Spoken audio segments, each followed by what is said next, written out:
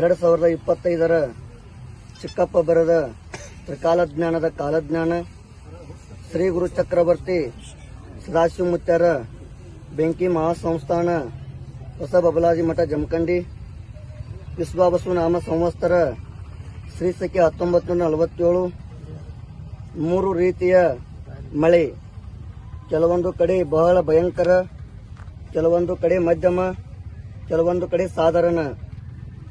ಬೆಳೆಗಳಿಗೆ ರೋಗ, ರೈತ ಭೂಮಿ ತಾಯಿಗೆ ಎಷ್ಟು ದುಡಿತಾನ ಅಷ್ಟು ಫಲ ಸಿಗುತ್ತೈತಿ.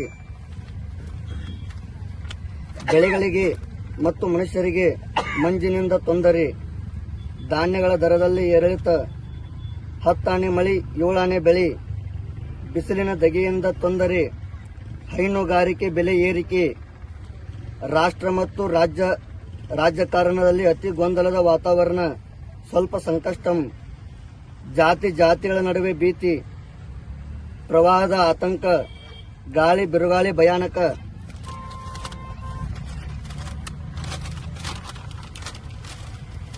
ಸಣ್ಣ ಮಕ್ಕಳಿಂದ ದೊಡ್ಡವರ ತನಕ ಯಾವುದೇ ತರಹದ ಕಾಡಾಟ ಇದೆ.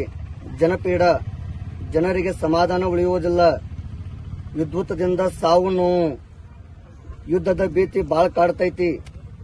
ವಾಹನಗಳಿಂದ ಅವಘಡ ಅಪಘಾತ, ಭೂಕುಸಿತದಿಂದ ಬಹಳ ತೊಂದರೆ, ಕಾಡ್ಗಿಚ್ಚ ಭಯ, ಇನ್ನೂ ಹೆಚ್ಚಿನ ಮಟ್ಟದಲ್ಲಿ ಸಾಮಾಜಿಕ ಜಾಲತಾಣ ಬೆಳವಣಿಗೆ, ನಾನು ಅಹಂಕಾರ ಎತ್ತಾದೀತು, ಬುದ್ಧಿವಂತರಿಗೆ ಬೆಲೆ ಸಿಕ್ಕಿತು. ಸಮುದ್ರ ವಿಕೋಪ, ಸಮುದ್ರದಲ್ಲಿನ ಜೀವ ಜಂತುಗಳಿಗೆ ಸಾವು ನೋವು, ಮೀನುಗಾರರಿಗೆ ಸಂಕಷ್ಟಂ. ಮುಂಬರುವ ದಿನಗಳಲ್ಲಿ ಕೆಲವು ಮನುಷ್ಯರು ಮನುಷ್ಯತ್ವವನ್ನು ಕಳೆದುಕೊಂಡು ರಾಕ್ಷಸರಂತೆ ವರ್ತಿಸುತ್ತಾರೆ. ನೋಡಬಾರದು ನೋಡಿರಿ, ಕಾಣಬಾರದು ಕಂಡಿರಿ, ಕೇಳಬಾರದು ಕೇಳಿರಿ, ನಾನು ನೋಡತಕ್ಕದ ಬಾಳ ಐತಿ. ಮುಂದೊಂದು ದಿನ ಆಕಾಶದಿಂದ ಅಥವಾ ಭೂಮಿಯ ಒಳಗಿಂದ ಮತ್ತು ಯಾವುದೇ ದಿಕ್ಕಿನಿಂದ ಒಂದು ಜೀವಿ ಅಥವಾ ವಸ್ತು ಬರ್ತೈತಿ. ಅದು ಬಂದ ಮೇಲೆ ಭೂಮಿಯ ಮೇಲೆ ವೇಗ ಮೀರಿದ ಘಟನೆ ಸಂಭವಿಸುತ್ತದೆ. ಗಟ್ಟಿ ಬೀಜ ಉಳಿತೈತಿ, ಸೊಟ್ಟ ಬೀಜ ಹಾರತೈತಿ. ಇಂದ ಅನ್ಬ್ಯಾಡ್ರ ಮಕ್ಕಳ ದಿನ ಸನಿ ಬಂದಾವು. 100ಕೊಂದ 1000ಕೊಂದ ಗಟ್ಟಿ ಬೀಜ ಉಳಿ ಕಾಲು ಬರ್ತೈತಿ.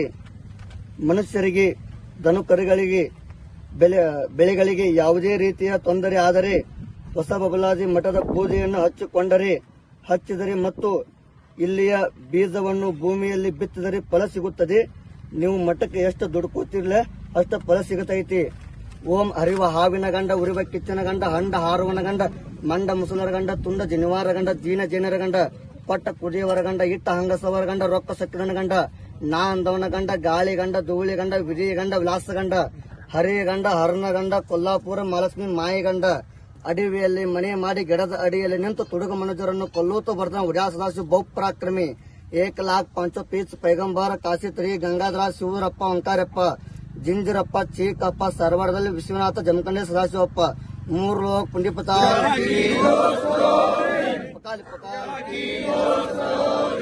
ಜಯ ಮಂಗಲ.